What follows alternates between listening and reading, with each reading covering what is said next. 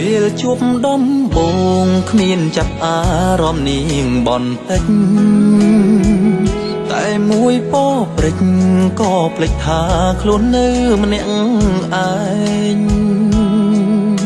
ពេលដើរពេលដេកក៏ស្ដែង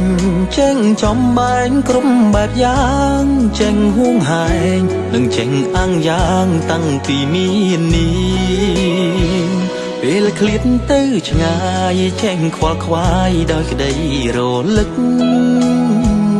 ពេលញ៉ាំបាយទឹកចេញតែនឹកដល់ស្រស់ស្រីមុំដឹងច្បាស់ថាស្នេហ៍រីកធំរហូតភ្លេចមុំមិនបានតាំងពីជួបកល្យានជីវិតខ្ញុំក៏ព្រួលប្រែសពផ្លូវថ្នល់គ្រប់ផ្លូវដែលនាំខ្ញុំទៅជួបនាងសពគ្រប់បទចំរៀងធ្លាប់ស្ដាប់នឹងពើសពបំផុតមកអូនចេញទៅសពណាស់ផ្លូវនាំអូនទៅឆ្ងាយមិនចូលចិត្តកន្លែងទាំងឡាយដែលគ្មានរូបស្រីសពពេលដែលនឹកបំផុត